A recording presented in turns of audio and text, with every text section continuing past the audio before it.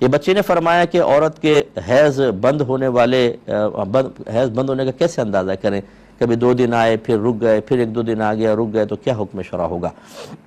دیکھیں بہن، یہاں پر پورا میرے بچی سے میں گزارش ہے کہ پورے حیض کے احکام بیان کرنا بہت مشکل ہے۔ جب آپ لوگ اس قسم کے کویشچن کرتے ہیں، میں بہنوں سے خاص طور پہ مخاطب ہوں، تو مجھے بڑا افسوس ہوتا ہے کہ جو مسائل آپ کو 9 سال کی عمر سے پہلے سیکھ لینے چاہیے تھے، چونکہ آپ نے کسی عالمہ سے نہیں سیکھے، آپ نے کوئی کتاب پڑھنے کی زحمت گوارہ نہیں کی، آپ کی معلمہ اس سلسلے میں کون ہیں؟ امی ہیں، خالہ ہیں، دادی ہیں، نانی ہیں، بڑی بہن ہیں، کزنز ہیں، ان سے آپ پوچھ کے چلتی ہیں۔ اور میں نے اکثر یہ دیکھا ہے کہ عورتوں کو حیض تک کے مسائل نہیں آتے، اور اتنی فحش غلطیاں کر رہی ہوتی ہیں اس میں، یعنی گناہگار اور گناہ کبیرہ کی مرتکبہ ہو رہی ہوتی ہیں۔ میں آپ سے اولاً ایک گزارش کرتا ہوں، میری کتاب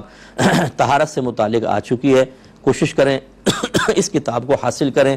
یہ طہارت کے موضوع پر بیسٹ بک ہے، اتنی زبردست، یہ ہر گھر کی ضرورت ہے، آپ اسے رکھیں، انشاءاللہ پاکی ناپاکی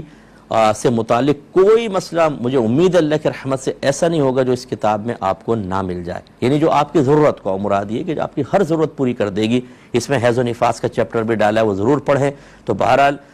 اب دیکھیں، مختصر آپ نے پوچھا ہے تو میں کوشش کرتا ہوں کہ حیض کی کم از کم مدت بیٹا 3 دن ہوتی ہے۔ اگر 1 دن آ کر بند ہو گیا اور اگلے 15 روز تک نہیں آیا تو بس یہ استحاضہ کہلاتا ہے، بیماری کا خون۔ ہاں، اگر 15 روز کے اندر دوبارہ آ گیا تو پھر یہ بیچ میں حیض بنے گا، ٹھیک ہے؟ تو یہ عمومی طور پر ایسے ہوتا ہے کہ 1-2 دن آیا پھر بالکل ہی بند ہو گیا تو پھر یہ استحاضہ ہے، لیکن اگر 3 دن تک لگاتار آیا تو یہ حیض ہوتا ہے۔ اس کے بعد مثال کے طور پہ 1-2 دن اور آیا پھر بند ہو گیا تو یقینی سی بات ہے کہ اگر آپ کی عادت یہی ہے، لیکن جیسے آپ نے لکھا کبھی آتا ہے کبھی اس طرح، تو آپ نے دیکھا کہ پورا دن نکال دیا، حیض نہیں آیا، تو آپ غسل کر کے نماز شروع کر دیں گی، لیکن اس سے اگلے دن پھر آ گیا، یعنی 1 دن پاک رہی، اگلے دن پھر آ گیا، تو اب آپ اس کو چھوڑ دیں، کیونکہ یہ امکان ہے کہ 10 روز تک یہ دوبارہ آ سکتا ہے۔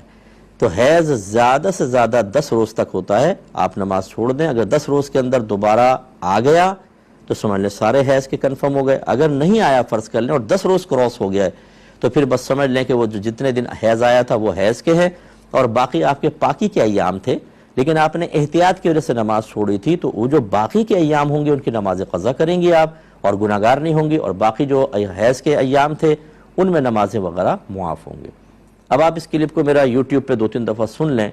ہو سکتا ہے کہ ساری سچویشن سمجھ میں نہ آئے۔ میں نے آپ کو جیسے بتایا اس کے مسائل بہت طویل ہوتے ہیں، اس کی مختلف سچویشن ہوتی ہیں۔ آپ میری کتاب پڑھ کر دیکھ لیں حیض کی، انشاءاللہ ایک جگہ ایسی